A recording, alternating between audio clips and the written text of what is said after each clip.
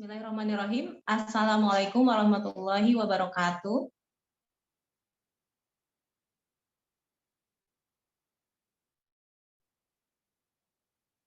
Selamat datang kepada sahabat semua, teman-teman. Hari ini peserta terapi SEF bersama Dr. Jule tanggal 18 Juli tahun 2021. Selamat datang, selamat bergabung. Sepertinya ada beberapa peserta yang baru yang di acara hari ini. Semoga hari ini kita bisa belajar banyak ya tentang terapi SEF. Dan ini untuk pendahuluan, terapi fungsinya bisa untuk mengatasi keluhan psikis itu misalnya ada emosi negatif, ada ketidaknyamanan, ada perasaan-perasaan tidak nyaman. Bisa untuk keluhan fisik, misalnya di badan ada keluhan tertentu, bisa untuk penyakit tertentu juga bisa untuk mengatasi permasalahan hidup. Oke, baik, dan hari ini benar-benar praktik, sahabat semuanya. Jadi dengan praktek ini, nanti bisa teman-teman yang mau diterapi hari ini, boleh nanti buka mic, kemudian bisa juga ada tanya jawab, dipersilakan. Khusus yang mau terapi dan pakai bajunya lengan panjang begini ya. Jadi lengan panjang begini, jadi nanti ketika terapi tangannya nggak kelihatan. Oke, karena ini didokumentasikan sehingga nanti peserta yang terlambat hadir ataupun yang tidak bisa hadir bisa menyimak acara terapi hari ini nanti di channel YouTube saya, channel Dr. Jule. Oke, siap, mangga silakan.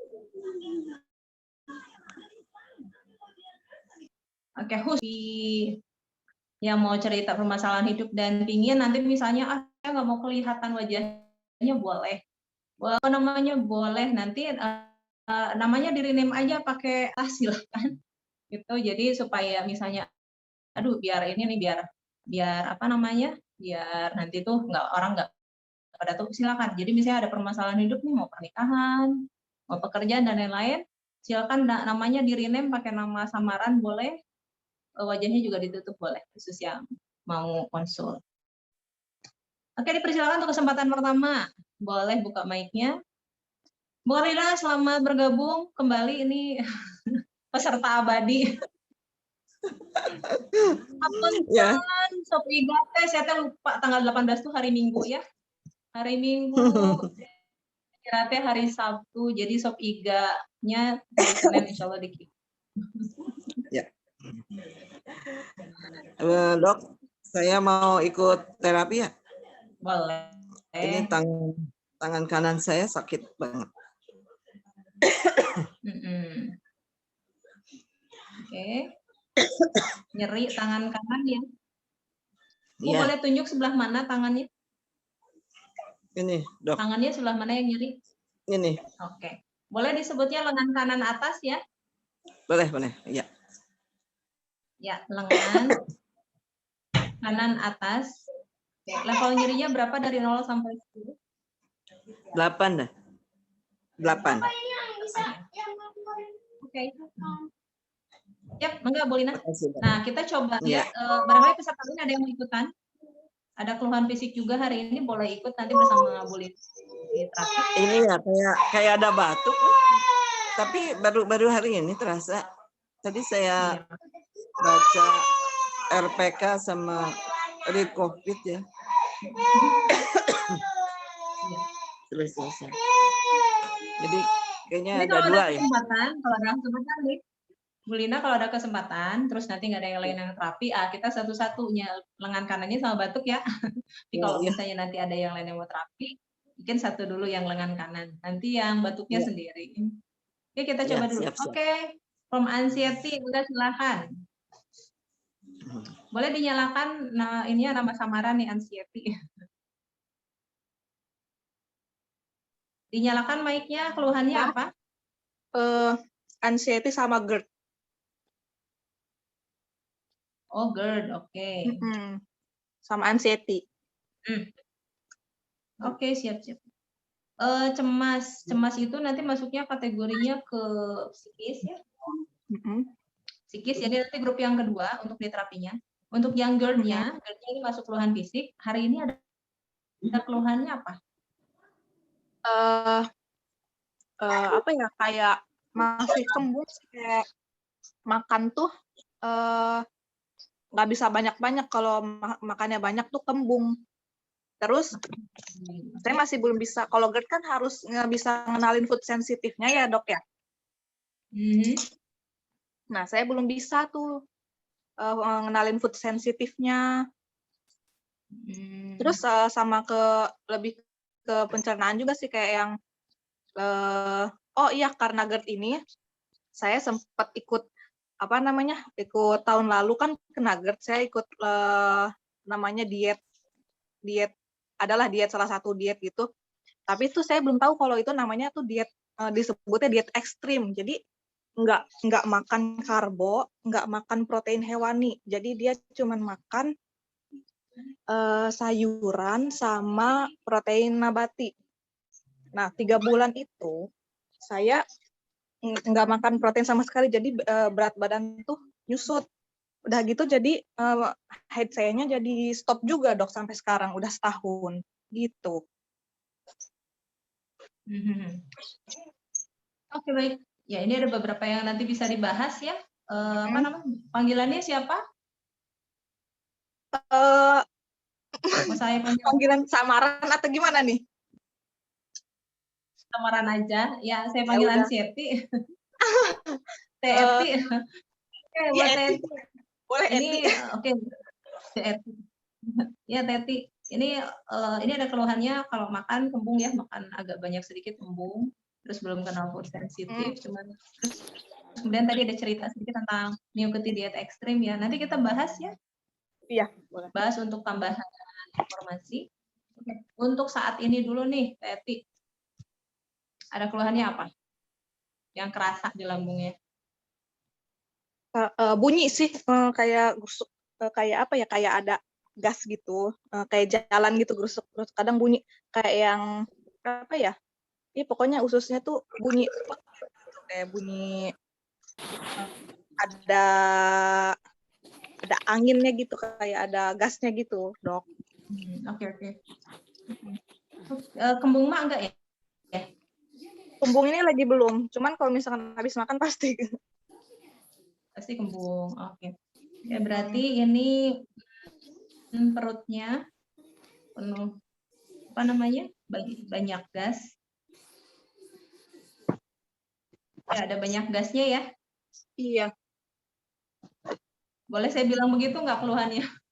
Boleh. Karena sebenarnya jenis keluhan itu sebuah ungkapan kalimatnya itu yang menunjukkan keluhannya spesifik. Jadi bisa jadi orang misalnya nyeri kepala, ada satu orang bilangnya nyut-nyutan, ada satu orang bilangnya pusing, yang satu orang bilang sakit. Jadi itu bebas, masing-masing bisa punya panggilan tersendiri gitu.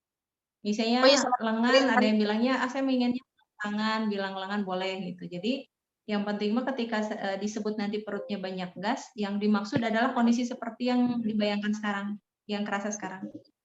Sama keliangan sih, lagi keliangan nih dok, dari kemarin.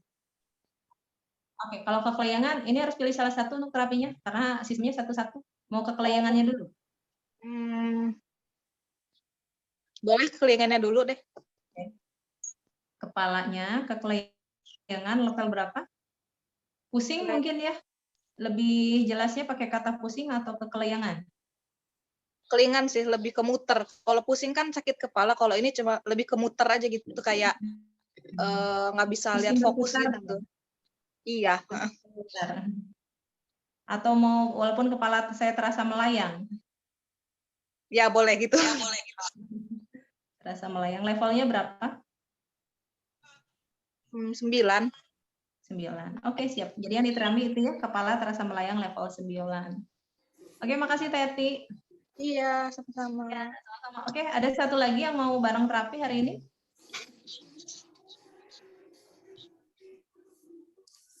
Dok, boleh saya, Dok?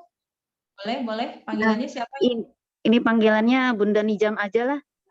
Oke, mangga Bunda Nijam.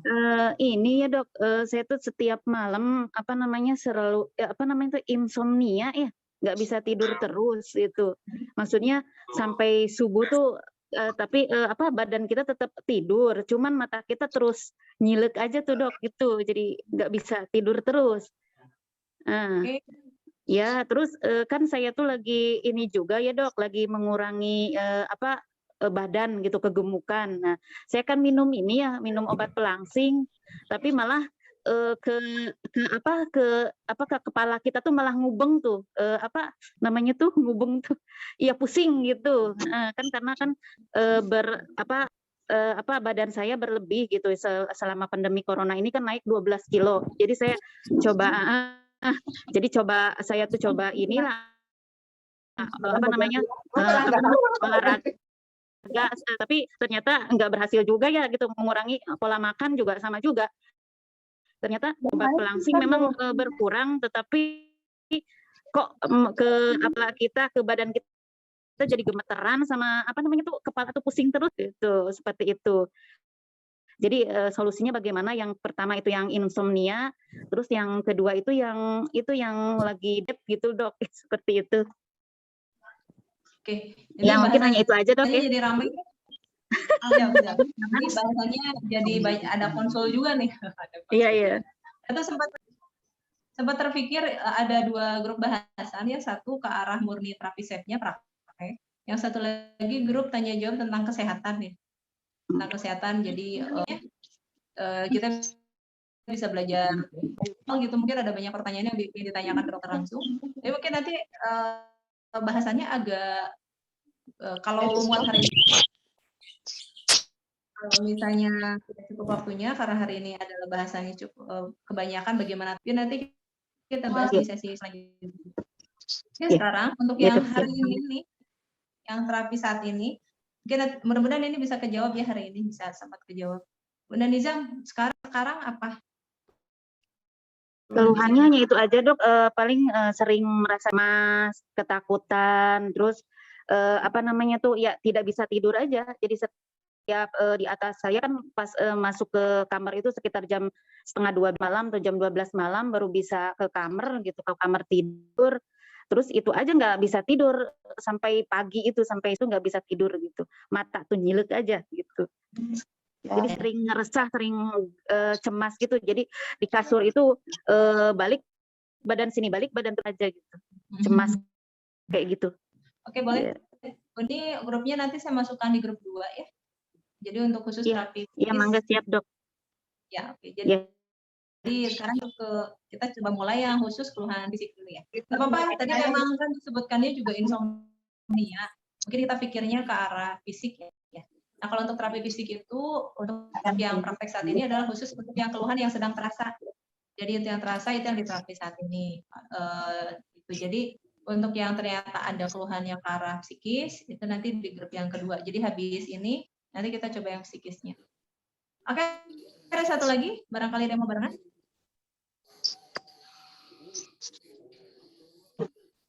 Oke, kalau belum ada kita lanjut, kita mulai ya. Ulina siap, Ulina? Siap.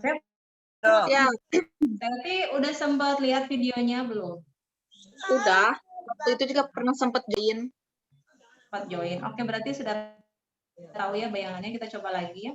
Kuncinya untuk supaya hasilnya optimal, ada berapa tipsnya. Salah satunya adalah bagaimana kita mengerjakan proses terapinya dengan khusyuk, terus dengan penuh keikhlasan, kepasrahan. Jadi saat terapi diupayakan banget kita benar-benar khusyuk banget, kemudian kita menerima semua keluhan yang sedang terasa saat ini, dan kemudian nanti kita berpasrah pada Allah untuk hasilnya apapun. Oke, kita mulai ya. Oke, lihat tangan kanan 2 jari, telunjuk sama bukan mobil kita. pegang bahu kiri. Kenapa? Astagfirullah, si Neng. Enggak. Kaget ya, Nak. Enggak, ya enggak. Enggak juga. Hah?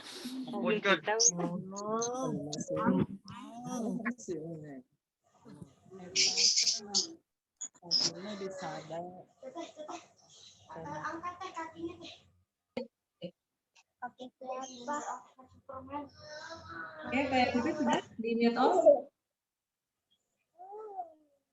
Ya. Oke, tangan kanan pegang bahu kiri. Dari titik source support, Posisinya antara bahu kiri sama tengah dada, kira-kira di sebelah sini. Kemudian ditekan, titiknya itu cirinya khas, dia agak melekuk sedikit dan kalau ditekan paling sakit. Nah, cari yang di situ. Oke, kemudian ditekan, kemudian diputar-putar. Kita mulainya. Oke, Bu Lina, mangga saya bimbing Bu Lina, yang lain boleh ngikutin ya, yang tadi belum sempat untuk menyampaikan keluhannya boleh mengikuti gerakan. Oke, Bu Lina, mangga mulai fokus pada lengan atas yang terasa. Ya Allah, walaupun lengan kanan atas saya terasa nyeri, saya ikhlas menerima rasa nyeri ini dan saya pasrahkan kesembuhannya, kenormalannya padamu. Oke, dilanjutkan lagi. Untuk PET bahasanya, ya Allah, walaupun kepala saya terasa melayang, saya ikhlas menerima kondisi ini dan saya pasrahkan kesembuhannya padamu. Oke, ulang sekali lagi. Sesuai dengan keluhannya masing-masing, ya Allah, walaupun lengan kanan atas saya terasa nyeri, saya ikhlas menerima kondisi ini dan saya pasrahkan kesembuhannya, kenormalannya padamu. Sekarang simpan kedua tangan di atas paha, atur nafasnya.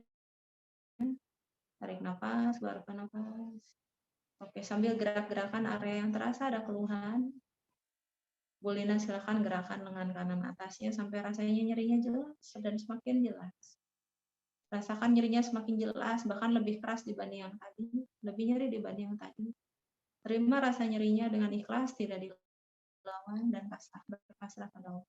Dalam hati mengucapkan, ya Allah, saya ikhlas. Terus fokus pada area yang terasa nyeri dan rasakan nyerinya semakin jelas. PET juga fokus pada kepalanya yang terasa melayang, gerak-gerakan kepalanya sampai rasanya tambah terasa melayang. Terima dengan ikhlas, rasa melayang itu tidak dilawan. Terima rasanya dengan ikhlas dan sambil pasrah, berpasrah pada Allah. Oke, sekarang kedua jari tangan masuk ke tahapan ketiga, tapping. Dua jari tangan kanan, puncak kepala diketuk, ya Allah, saya ikhlas, saya pasrah. Oke, semuanya tetap fokus pada area yang terasa ada keluhan. Untuk Bu Lina, fokus hanya memikirkan area lengan kanan atas yang terasa nyeri. PET fokus pada area kepala yang terasa mulai. Ya Allah, saya ikhlas, saya pasrah. Ya Allah, saya ikhlas, saya pasrah. Pangkal alis kanan. Ya Allah, saya ikhlas, saya pasrah. Ya Allah, saya ikhlas, saya samping mata kanan. Ya Allah, saya ikhlas, saya pasrah. Ya Allah, saya ikhlas, saya pasrah. Bawah mata kanan, ya Allah, saya ikhlas, saya pasrah. Ya Allah, saya ikhlas. Kumis, ya Allah, saya ikhlas, saya pasrah. Ya Allah, saya ikhlas. Dagu, ya Allah, saya ikhlas, saya pasrah. Ya Allah, saya ikhlas, saya pasrah. Ke bawah leher, ya Allah, saya ikhlas, saya pasrah. Ya Allah, saya ikhlas. Oke. Ke seberang, ke bawah ketiak kiri. Ya Allah, saya ikhlas, saya pasrah. Pas tali BH-nya. Ya Allah, saya ikhlas, saya pasrah. Sekarang bawah dada segaris puting pas kawat BH-nya disendok. Ya Allah, saya ikhlas, saya pasrah. Ya, saya. Oke, sekarang kita buat satu sesi, ganti tangan kanan menjadi tangan kiri, puncak kepala. Ya Allah, saya ikhlas, saya pasrah. Fokus pada area yang terasa ada keluhan. Bu Lina hanya memikirkan area lengan kanan yang terasa nyeri, terima rasa nyeri, pasrahkan rasa nyeri. Ya Allah, saya ikhlas, saya pasrah. Pangkal alis kiri, ya Allah, saya ikhlas. Samping mata kiri, ya Allah, saya ikhlas. Bawah mata kiri, ya Allah, saya ikhlas. Kumis, ya Allah, saya ikhlas, saya pasrah. Dagu, ya Allah, saya ikhlas. Bawah leher, ya Allah, saya ikhlas. Ya Allah, saya ikhlas. Nyebrang tangan kiri ke bawah ketiak kanan. Ya Allah, saya ikhlas, saya pasrah. Ya Allah, saya ikhlas. Bawah dada kanan. Ya Allah, saya ikhlas. Ya Allah, saya ikhlas. Sekarang simpan kedua tangan di atas paha, atur nafasnya. Tarik nafas perlahan, tahan, kemudian keluarkan perlahan. Terus lakukan seperti itu sambil mendengarkan arahan saya. Atur nafas, tarik nafas, tahan, dan keluarkan. Tetap fokus di area yang terasa nyeri, fokus di area kepala yang terasa tadi melayang. Kemudian siap-siap nanti dalam hitungan ketiga, rasakan kita menarik nafas seperti sambil ikut menghisap sisa rasa nyeri, sisa rasa melayang yang ada di area tubuh yang terganggu. Kemudian tahan, kemudian nanti hembuskan. Lepaskan sisa rasa tersebut, keluhan tersebut bersama dengan hembusan nafas kita sampai mengucapkan hamdalah. Oke, siap 1, 2, 3, tarik nafas. Tahan sebentar. Keluarkan nafas sambil melepaskan nafas kita. Rasakan seperti melepaskan sisa rasa nyerinya, rasa melayangnya bersama hembusan nafas dan ucapan alhamdulillah. Alhamdulillah. Sekali lagi 1, 2, 3. Tahan, keluarkan nafas.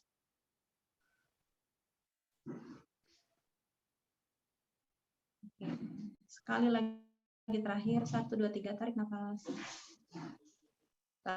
Tahan, keluarkan nafas. Alhamdulillah.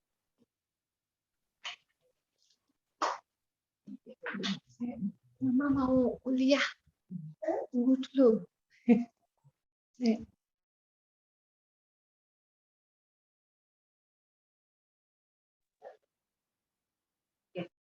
Bentar, ngambil bolpen. Monitor Bu Lina, boleh dinyalakan mic-nya? Ya, Dok. Ya. Tadi 8, sekarang berapa Bu Lina? Alhamdulillah. Ini tinggal 1 deh, Dok. Tinggal 1, alhamdulillah.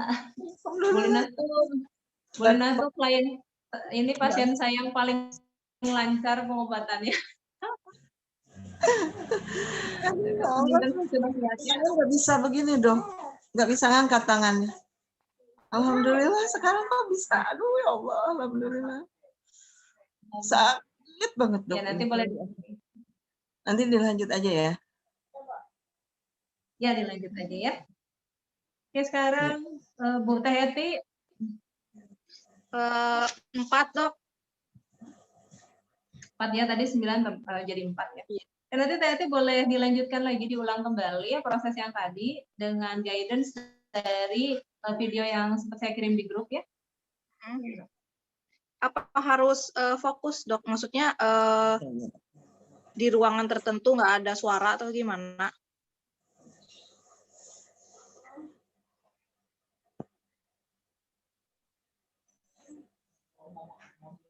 Oke, maaf. Tadi ada suara air. Tadi gimana prakteknya? Harus di kayak ruangan, maksudnya nggak ada suara atau boleh ada suara sedikit atau gimana? Kalau saya praktek terapi SEP itu di jalan raya juga bisa di kapanpun, dimanapun.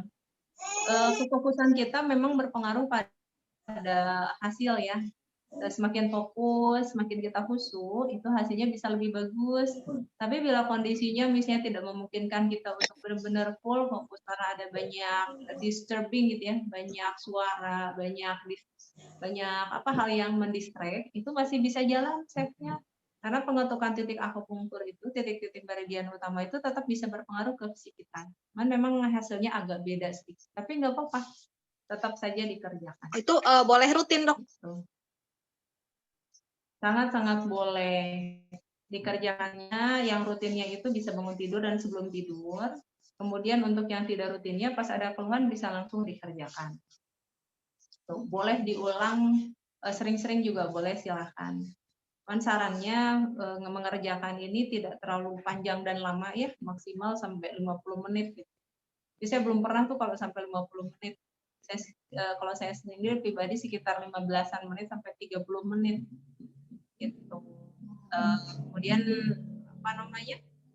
Setelah 15-30 menit break dulu dan banyak minum karena pengetukan tadi itu berefek pada meningkatkan metabolisme. Ada efek detox juga, jadi air putih itu nanti ngebantu supaya apa namanya menghindari dehidrasi. Gitu karena kan kita dipicu banget apa metabolisme kita jadi terangsang. Oh ya, untuk air Begitu. sendiri, untuk air sendiri kan Ada misalkan pertanyaan lagi? kita banyak minum ya dok ya, misalkan untuk air minum sendiri. Ya. Nah, kita banyak minum juga pasti Ya, gimana? rata-rata kalau misalkan kita banyak minum pasti rata-rata bakal buang air kecil banyak juga. Apa itu air minumnya nggak terserap dengan baik atau gimana ya dok?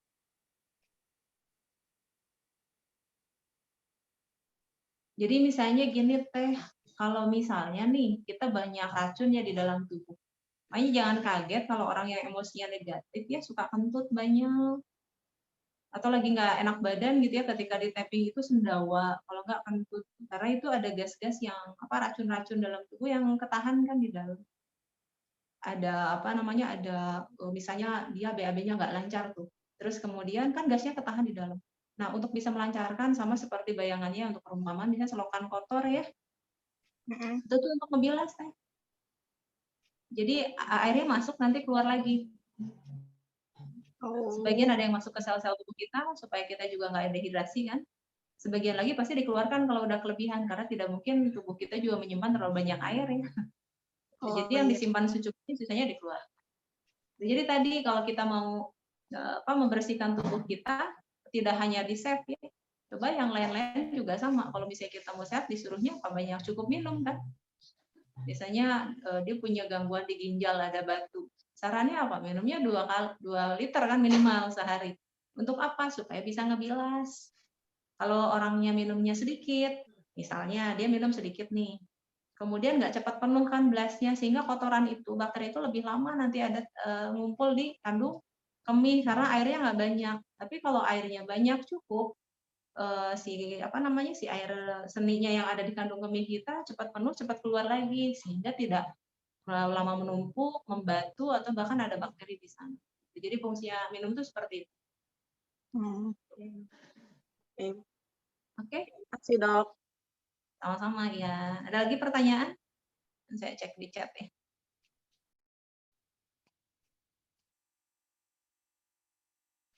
Oh ini, dok mohon maaf kalau yang kita rasakan itu sakitnya pindah-pindah bagaimana dok?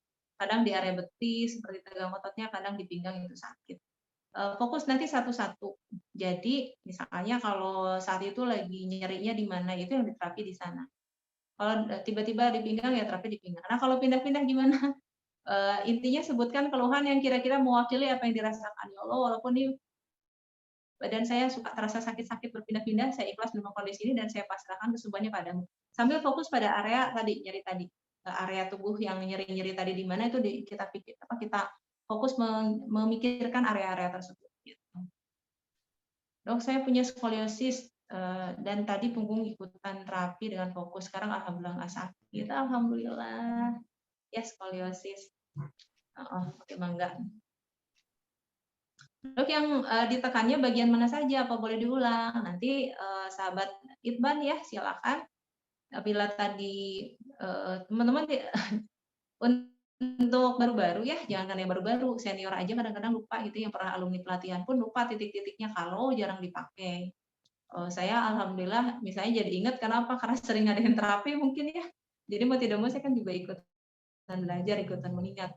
Oke, untuk sahabat Itban silakan nanti bisa Teh Pipit nanti boleh di-share lagi Teh Pipit video yang ini, video tentang teknik save dari saya. Nanti ada titik-titiknya, bisa diikuti saja sesuai arahan di video tersebut. Kemudian juga boleh di-search di Google, itu ada gambar-gambar yang menunjukkan titik-titiknya tuh di sebelah mana. Cari aja search titik save, titik SEFT, nanti ketemu di Google ya.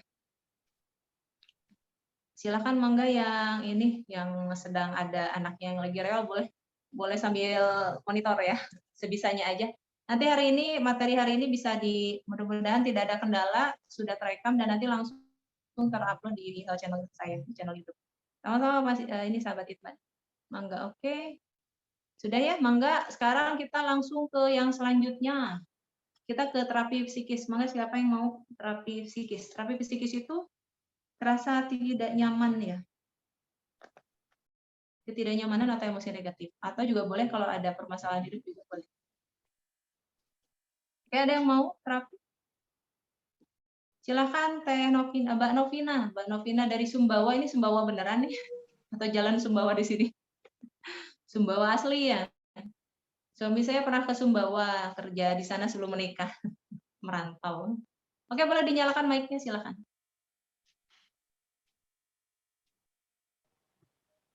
Assalamualaikum warahmatullahi boleh. wabarakatuh. Waalaikumsalam warahmatullahi wabarakatuh.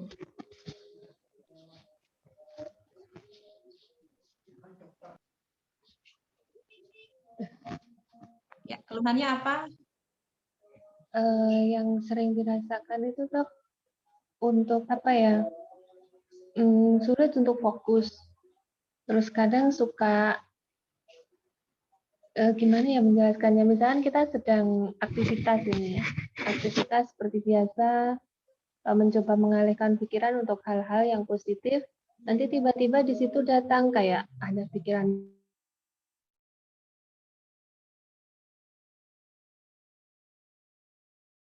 membayangkan nanti akan seperti ini, nanti akan seperti ini gitu. Terus nanti tubuh kita akan merespon. Jadi ada datang lagi sakitnya, otot kita jadi tegang gitu Dok. Untuk saya coba save berkali-kali, alhamdulillah sudah tidak seperti yang awal-awal yang kemarin. Cuma memang untuk save sendiri saya belum bisa rutinkan seperti yang Bu Dokter tadi katakan, bangun tidur dan sebelum tidur belum bisa Bu Dokter. Mungkin pas saat-saat rasa itu datang saja saya save itu, tapi tidak bisa maksimal Dok, karena apa ya, pas kita ada kegiatan itu banyak orang di sekitar kita gitu Bu Dokter. Oke, baik. Mbak Novina mungkin kalau untuk yang ini, save-nya sudah dikerjakan ya? Iya Bu Dokter, cuma ya itu Bu Dokter, mungkin enggak setiap hari juga Bu Dokter, mungkin pas kadang kalau pas ada bingung gitu, coba save lagi dah. Tapi pas nyoba gitu belum bisa betul-betul fokus Bu Dokter. Kadang ada suara anak manggil mama gitu, buyar sudah itu. Jadi belum bisa Ya, betul-betul apa? maksimal. Ya. Oke, baik. Ya, sahabat semua, Mbak Novina saya izin untuk sharing ya, untuk apa namanya? Kenapa ini kan temennya udah praktekin save nih. Kok kayaknya muncul lagi ya. Iya. Oke, jadi bagus banget, pertanyaannya bagus banget. Dan hari ini mudah-mudahan ini mewakili juga yang lain yang bertanya ya. Oke, bentar.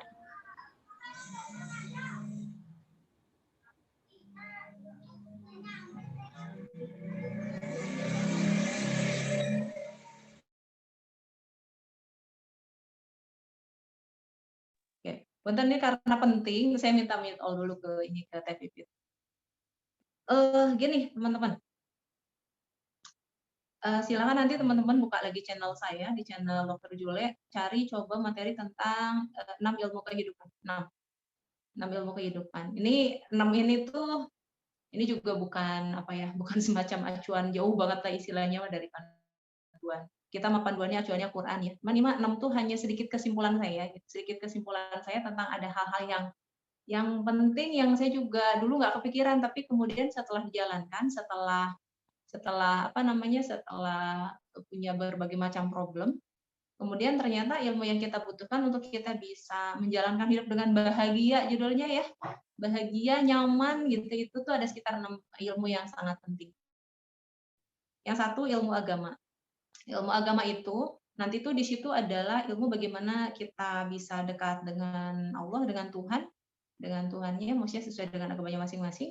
Dan di situ nanti yang dicapai adalah posisi ikhlas dan pasrah.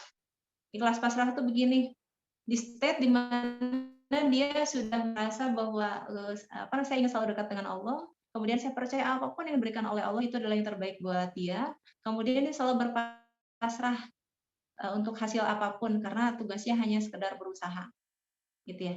Gitu. Jadi kalau misalnya ada seorang yang merasa agamanya bagus tapi belum mencapai level situ, dia akan bahagia gitu. Terus kemudian Bu Novina, dia juga perlu terbebas dari rasa khawatir. Kenapa? Karena sebenarnya dalam hidup ini tidak ada yang perlu dikhawatirkan. Gitu. Tidak ada perlu dikhawatirkan. Kenapa? Karena semuanya sudah dijamin sama Allah. Dijamin kita tuh semua dikasih yang terbaik. Hasil kita tuh, hasil ikhtiar kita udah dikasihnya sengaja yang terbaik. Terus gimana dong kalau misalnya kita dikasih nggak lulus? Itu juga terbaik sesuai dengan hasil ikhtiar kita dan keputusan terbaik dari Allah yang menurut versi Allah itu terbaik buat. Jadi tidak ada rasa khawatir di situ. Kemudian kenapa ada juga yang kok saya juga masih tetap belum nih ya, belum bisa nyampe sana. Coba dicek lagi karena bisa jadi belum mengerjakan ada ilmu-ilmu yang lain. Satu, ilmu pernikahan. Kenapa? Karena kalau ada masalah pernikahan itu juga ngeganggu. Nggak bisa cuma sekedar, ya sudah sabar aja deh, biarin aja lah, dan emang sudah begitu adanya. Enggak. Jadi tetap harus berprogres untuk menyelesaikan permasalahan pernikahan, permasalahan pengasuhan anak, permasalahan manajemen dalam hidup. Manajemen dalam hidup itu apa contohnya? Contohnya bagaimana sekedar hanya mengatur kapan me time saya, kapan me time sama anak. Kalau saya ada tugas 2 berbarengan, bagaimana caranya saya memutuskan mana yang harus saya pilih? Kebayang nggak? Mana yang harus saya pilih? Misalnya ada 2 tugas atau 3 tugas. Bagaimana dia memutuskan yang 2 ditunda atau mungkin 1 ditunda, 1 ditolak, kemudian yang 1 yang dikerjakan dengan fokus. Jadi belajar gimana fokus itu masuk di materi ilmu manajemen hidup. Kemudian ada ilmu keuangan. Jadi bagaimana dia mengatur keuangan itu supaya sehat sehingga kira-kira bisa dengan apapun uang yang tersebut didapat, orangnya bisa nyaman, bahagia mengaturnya gitu. Ini bukan tentang besar kecilnya ya, tapi tentang bagaimana ketika sudah berusaha bisa optimal, atau mungkin bisa bagaimana teknik menambah penghasilannya. Kemudian bagaimana ketika sudah ditentukan sama Allah angkanya segitu, dia bisa nyaman menghadapinya. Gitu. Jadi itu ilmu keuangan. Nah, satu yang terakhir yaitu tentang emotional healing. Jadi bagaimana ketika dia merasa tidak nyaman gitu. Jadi ketika ada permasalahan pernikahan, ada permasalahan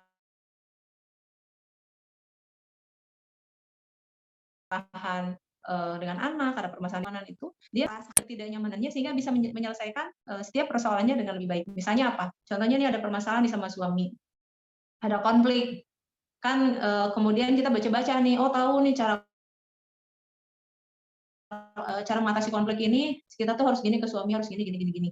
Tapi gimana mau nyelesain? Lo ketemu aja saya masih kesel banget, marah banget. Soalnya dia gini, misalnya ya.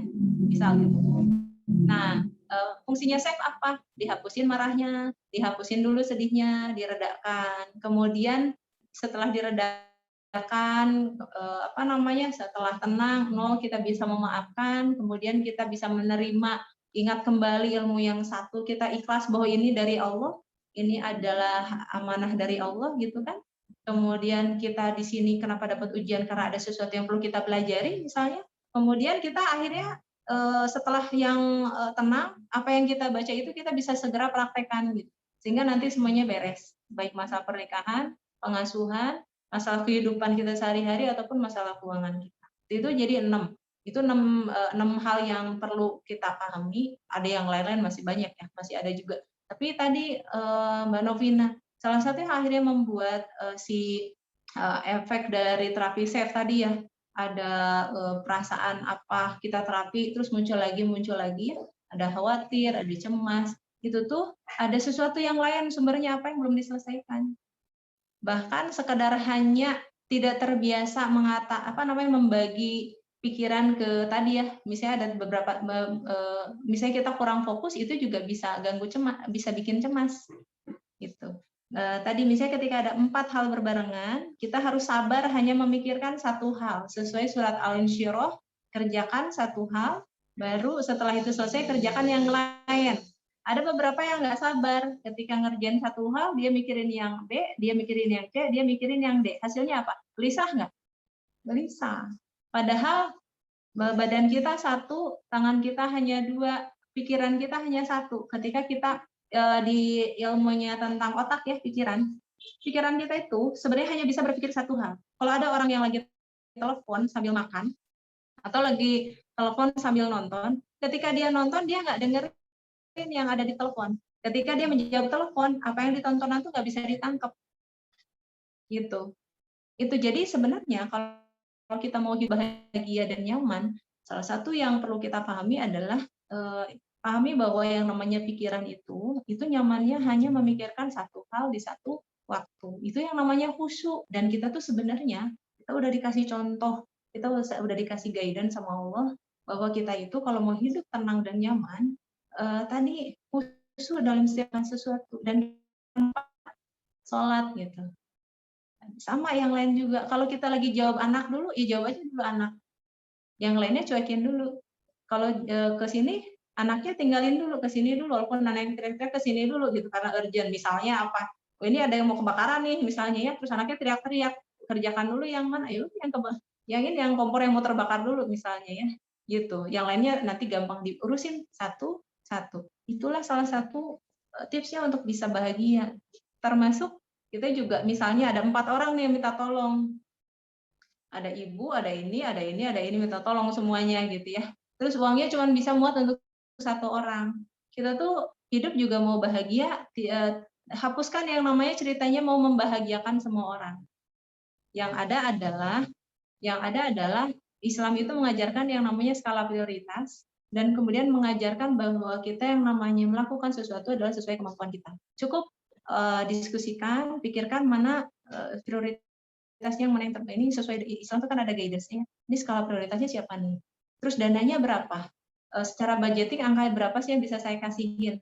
Ketika kita bergerak sesuai dengan dasar ilmunya, yakin bahwa ini tuh keputusannya bukan atas nafsu saya. Kalau nafsu mah saya mau ngasih ke teman dekat saya nih, kasihan dia udah nangis-nangis gini. Tapi di prioritas ternyata yang prioritas adalah saudara saya yang itu, walaupun saya nggak suka sama dia. Gitu. Jadi ketika kita mengerjakan sesuai dengan perintah Allah, insya Allah nanti kita diberikan ketenangan. Oke Bu Novina, itu mungkin tambahan sharing dari saya, barangkali ada yang bermanfaat nantinya ya. Oke, boleh dinyalakan mic-nya, masih mute. Terima kasih Bu Dokter. Ya memang kalau dari penjelasan Bu Dokter memang masih ada sedikit ganjalan yang belum bisa ikhlas gitu. Kadang Ya. apa ya, maklum karena kita karir, anak juga rewel, jadi kadang aduh kok ribet sekali ya untuk membagi. Itu memang iya Bu Dokter, betul yang Bu Dokter sampaikan tadi. Jadi mungkin saya harus belajar untuk sabar sama ikhlas juga ya. Apa itu ya? Iya. Bu Novina, itu saya baru sampaikan gambarannya ya. Jadi saya kira-kira bisa nebak karena kira-kira memang gitu kok. Banyak yang bikin orang-orang pada gelisah, nggak nyaman tuh halnya sederhana. Dan nanti bisa dijawab dengan mengkombinasikan 6 dasar ilmu hidup untuk bisa bahagia. Gitu. 6 dasar ilmu hidup. Ilmu-ilmu yang lain tergantung kondisinya masing-masing. Misalnya misalnya dia pekerja nih, terus dia teh karena pekerjaan yang ada tuh menjahit, terus misalnya pokoknya saya daripada nggak ada penghasilan saya ngejahit, terus ternyata ditegur terus gitu ya, kemudian supaya dia tenang gimana ya, dia belajar aja jahit gitu, sederhana kan. Mungkin itu ilmu tambahan untuk seorang yang jadi penjahit tapi belum terampil banget misalnya, itu tambahan yang lainnya tergantung per orang. Tapi secara umumnya untuk saya sendiri pengalaman pribadi ya tadi, ternyata nggak bisa cuma sekedar ilmu ini juga perlu dipahami, ini perlu dipahami. Dan coba lihat udah berapa banyak buku yang dibaca, udah ada siapa saja yang kita misalnya tanya, kenapa? Karena pas mempraktekkan buku itu nggak semudah itu, kadang-kadang ini gimana sih cara nyambungnya. Jadi ketika ada kesulitan, silahkan investasi dengan dengan tadi nyari ilmunya, konsul ke orang yang tepat, ambil dari orang supaya ketika kita bisa bahagia, kita bisa jalannya nyaman, energi kita positif, badan kita sehat, keluarga kita jadi bahagia, rezekinya nambah. Sip. Nanti untuk detailnya dari ini mah kayaknya personal aja ya, karena agak ditelisik satu-satu. Oke, sip. Saya Bu Dokter ya. Oke, alhamdulillah ya. Terima kasih Bu Novina untuk pertanyaannya. Oke, silakan yang lain. Oke, saya lanjut Bunda Niza mau monitor. Iya dok. Bunda Nizam tadi yang insomnia ya? Iya. Mm.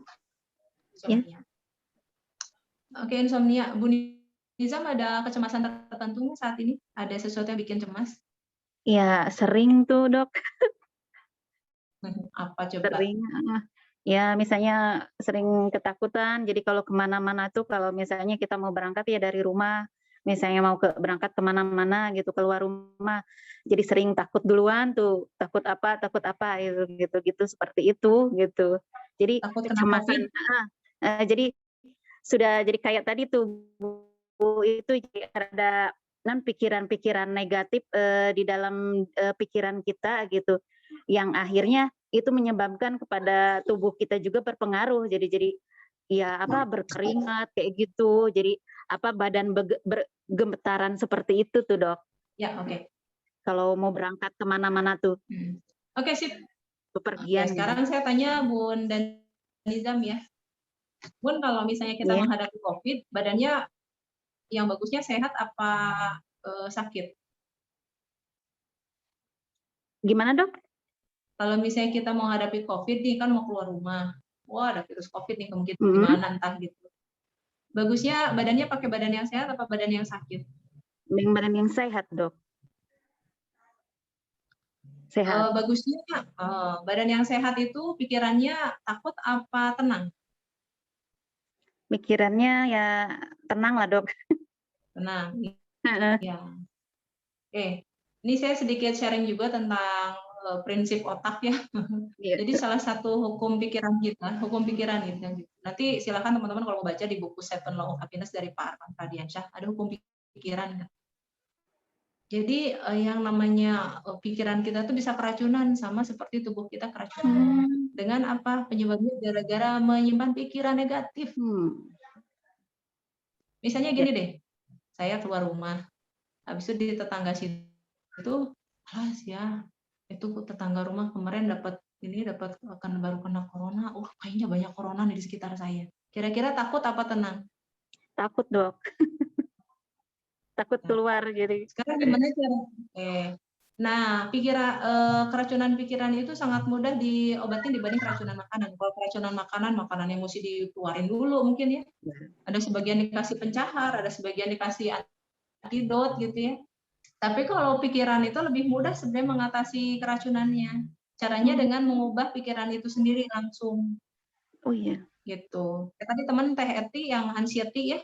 Jadi ketika misalnya pikiran negatifnya muncul, itu tuh bisa memicu cemasnya muncul. Jadi supaya tidak muncul, caranya gimana? Diganti si pikirannya. Digantinya pakai apa supaya tenang? Coba Bunda Nizam. Pikiran positif dok. Coba pikiran positifnya kita latihan. Misalnya kita kalau keluar rumah itu ya nggak usah mikir macam-macam yang membuat kita takut gitu. Jadi ya positive thinking aja. Jadi jadi kemana-mana saya nggak boleh takut gitu. Kemana-mana saya nggak boleh takut. Jadi otomatis itu tuh pengaruh ke badan kita. Jadi badan kita pun nggak gemetaran, tenang lagi. Seperti itu tuh dok. Ya. Kalau saya seperti itu. Oke, ini karena pikiran kita itu kalau dibilang dia tidak mengenal kata tidak gitu. Yang dia pikir yang dia tangkap itu kata akhirnya takutnya. Jadi kalau kita berpikirkan tidak takut ya kita akan takut, Bun. Oh, gitu. Oh. Ya. Jadi kita perlu menyebutnya dengan bahasa lain, yaitu saya tenang. Oh, saya tenang. Nyaman. Iya. Saya sehat. Iya. Saya badan saya sehat, lingkungan saya bersih, masker saya bagus, saya sudah cuci tangan, saya posisinya social distancing, selamat. Oh iya. Iya, betul-betul dok. Sekarang coba ulang-ulang pikiran tersebut dan bayangkan lagi keluar rumah. Lagi keluar rumah, saya sehat. Saya sehat. Saya sudah cuci tangan, saya sudah pakai masker. Kemudian nanti pulang saya juga akan ganti baju. Kemudian saya jaga jarak saya. Insya Allah saya sehat dan selamat. Dan insya Allah saya yakin Allah memberikan tidak pernah memajukan atau memundurkan tanggal kematian saya. Ya, betul dok. Benar? Masya Allah ya. Ya. Oke. Sekarang rasanya gimana? Apa? Sekarang oke. Coba diulang-ulang terus pikiran tersebut sekarang aja coba diulang-ulang. Kira-kira bisa lebih tenang nggak? Iya dok, iya betul. Bisa. Jadi tidak Oke, badan sekarang kita lebih juga tenang. tidak terlalu gemeteran. Gimana dok? Ya diulangnya gitu ya. Saya sehat, saya kuat. Ya. Kemudian saya menjaga diri, saya menjaga prokes, saya social distancing, saya patuh, saya akan diberikan yang terbaik. Saya yakin disayang Allah, saya yakin dijaga Allah, saya yakin Allah Maha Adil, saya yakin Allah tidak akan memundurkan atau memajukan kematian saya. Saya akan menjadi saya akan terkena apapun itu sesuai dengan kehendak Allah. Dan itu udah yang terbaik buat saya. Kira-kira lebih tenang? Iya dok. Ya, oke. Tinggal Enak. fokus. Ya, jadi tadi hati-hati setan itu sama di surat Al-Falaq ya, dia rajin menghembus-hembuskan gitu. Dia senang bikin kita gelisah, hembus-hembusin lah itu yang namanya pikiran negatif. Dan itulah racun. Jadi kalau sahabat semua nanti buka buku-buku ilmu motivasi, ikutan pelatih motivasi ya, pikiran negatif itu catat baik-baik, racun. Tidak boleh sedikit pun ada pikiran negatif yang ada di pikiran kita. Kalaupun ada, sekilas langsung netralisir, langsung obati keracunan tersebut dengan pikiran yang positif. Karena semuanya, insya Allah Allah sudah mengatur yang terbaik buat kita. Insya Allah hati kita selalu tenang kapanpun, dengan ujian apapun, karapun ujian. Jadi kalau untuk seorang Muslim yang dia sudah benar-benar benar-benar ilmu satunya kuat ya. Ilmu ikhlas, pasrah, salah satu ilmu ikhlas pasrah di yang ilmu agama yang satu itu targetnya juga selalu yakin berhusnuzon bahwa Allah yang berikan yang terbaik. Jadi misalnya kejadian nih, tabrakan. Kalau buat yang dia nggak dekat sama Allah, aduh, padahal mah tadi ya, mendingan saya nggak lewat sini. Kata anak saya harusnya ke sana, malah ke sini malah jadi tabrakan. Itu orang yang satu grup yang lain ya, yang dia tidak akan pernah bahagia. Kemudian dia kesal gitu, kenapa harus bayar bengkel atau bahkan beli mobil yang baru. Tapi kalau seorang Muslim itu ketika dapat sesuatu selalu bahagia. Ketika tiba-tiba misalnya dapat tabrakan, alhamdulillah kesempatan beli mobil baru, sedekah ke showroom, mungkin karena sekarang lagi ini ya. Dari kemarin nih mobil ada masalah terus, mungkin saya didorong sama Allah tuh untuk beli mobil baru. Habis itu bisa sedekah ke showroom. Aduh, sedekahnya gede banget loh. Segede begini, ya alhamdulillah gitu ya. Terus tiba-tiba karena niatnya sedekah, Allah tiba-tiba ngelancarin rezekinya gitu kan. Gitu. Itu ketika ada musibah, lihatnya alhamdulillah, kemudian tiba-tiba saya bisa ngasih rezekinya buat teman saya tuh yang lagi jualan, itu sahabat saya yang terdekatnya. Gitu. Jadi misalnya begitu. Kemudian ketika uniknya, ketika dia selalu berpikir positif dan mengikuti perintah Allah untuk kalau harus bayar ya bayar, kalau harus beli ya beli gitu. Jangan sampai ketika kita bayar bengkel kita ngeluh. Kenapa? Artinya kita mengeluh pada takdir Allah. Kita mengeluh untuk sedekah. Hati-hati, pengeluaran kita, semua nafkah yang kita keluarkan itu adalah sedekah. Kalau apa? Kalau ikhlas. Tapi kalau nggak ikhlas jadi sedekah nggak jadi. Gitu. Jadi sayang sekali kalau misalnya kita ada keperluan apapun gitu, yang kita tuh mengeluh di sana, sayang. Mendingan kalau memang butuh keluar ya keluar aja kan, santai aja. Silahkan gitu. Sehingga akhirnya apa? Nanti tuh ketika kita tuh ringan bersedekah, Allah juga nanti memudahkan rezekinya kita. Gitu. Kemudian kalau seorang Muslim juga dapat rezeki, bersyukur banget. Dapat ujian bersyukur karena ada banyak hikmah di sana, ada banyak sedekah di sana. Ketika dapat rezeki juga tetap bersyukur. Kenapa? Karena pasti ada kemudahan di sana, ada kebahagiaan di sana gitu. Jadi dua-duanya sangat disyukuri. Dan pada kenyataannya ada beberapa kejadian gitu. Misalnya ketika kita anggapnya musibah, ternyata di kedepan, masya Allah, karena kejadian ini tiba-tiba saya gini. Misalnya saya sendiri di bisnis saya gitu ya, ada tim saya itu tadi nggak berhasil untuk melakukan langkah A gitu ya, sehingga ada beberapa yang tidak terpromo gitu. Terus hasilnya Masya Allah, atau mungkin ada yang salah promo, Masya Allahnya itu dari yang salah promo itu malah jadi closing gitu, malah jadi rezeki. Orangnya asalnya stres gitu ya, tapi aduh tadi nggak kelewat, tadi kepiring gitu misalnya. Tapi Masya Allah ternyata tiba-tiba yang namanya Allah ya, ketika kita tenang berpikir positif, justru rezekinya datang. Jadi tetap berpikir positif, karena yang namanya rezeki itu datangnya ke orang yang berpikir positif. Insya Allah lancar semuanya. Oke, sahabat semua, udah jam 11.30 hari ini. Makasih dok. Nggak kerasa. Sama-sama. Oke, hari ini alhamdulillah kita sudah berhasil menyimak terapi SAFE untuk keluhan fisik. Yang psikisnya belum, mungkin kita agendakan lagi. Atau bila teman-teman nanti ada yang merasa ada keluhan cemas, kayak misalnya tadi Teh Eti ya, lagi cemasnya muncul, silahkan nanti bisa melakukan langkah terapi SAFE sesuai dengan video panduan saya yang ada di channel saya. Silahkan diikuti. Kemudian dicoba-coba dulu, nanti kalau misalnya ada kesulitan kita bisa ketemu lagi di acara berikutnya untuk bisa konsultasi. Kemudian mudah-mudahan teman-teman ketika saya terapi seseorang, orang mungkin sebagian tuh nangkepnya saya mungkin akan terapi SAFE-nya aja, padahal tidak. Mungkin teman-teman ada yang nangkep nggak kalau hari ini tuh lagi psikoterapi sama saya? Ada yang nangkep nggak bahwa saat ini saya sedang menterapi pikirannya teman-teman di sini? Ada yang merasa lebih nyaman nggak hari ini? Iya dok. Ada yang merasa lebih bahagia nggak hari ini? Iya.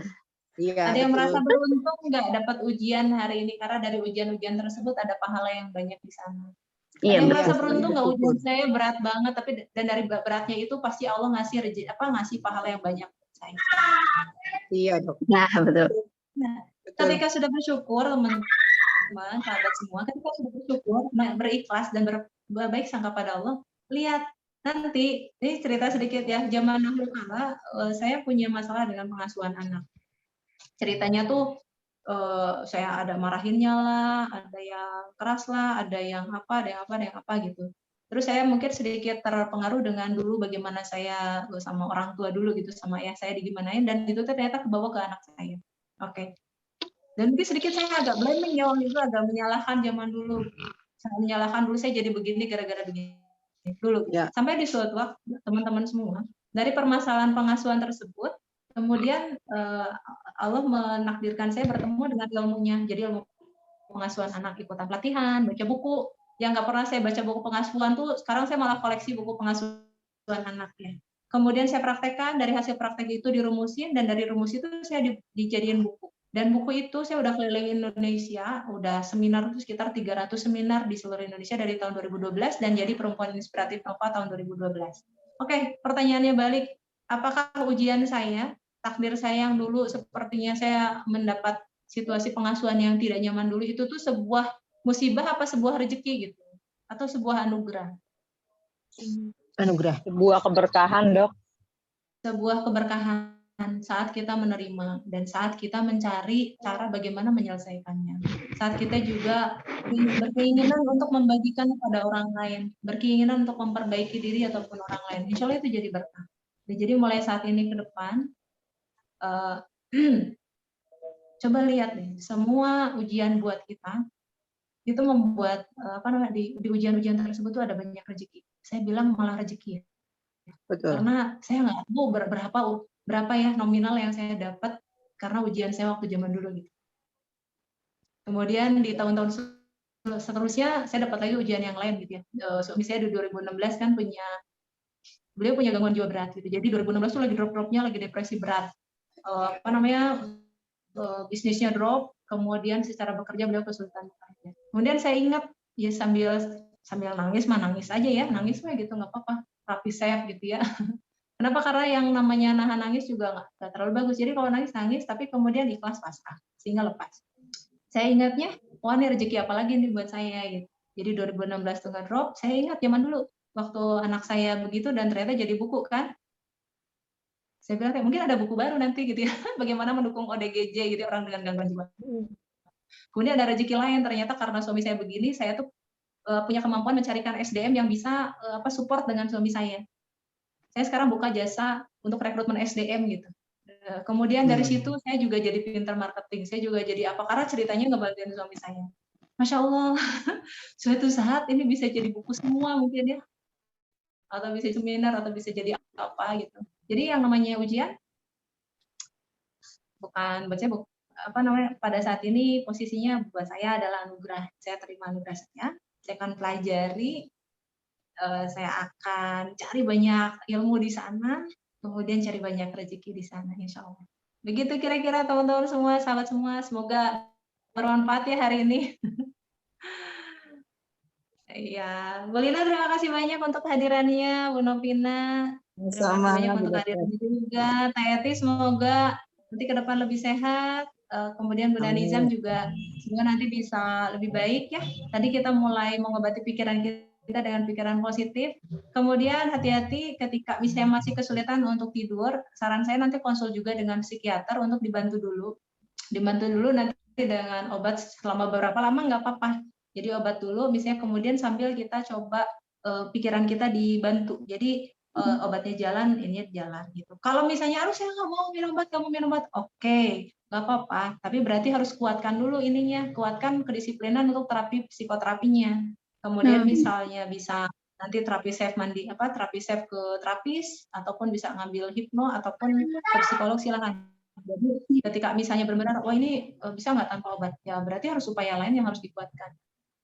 Oke, terima kasih banyak untuk hadirannya semua hari ini. Ya, Mohon masih doang. maaf bila ada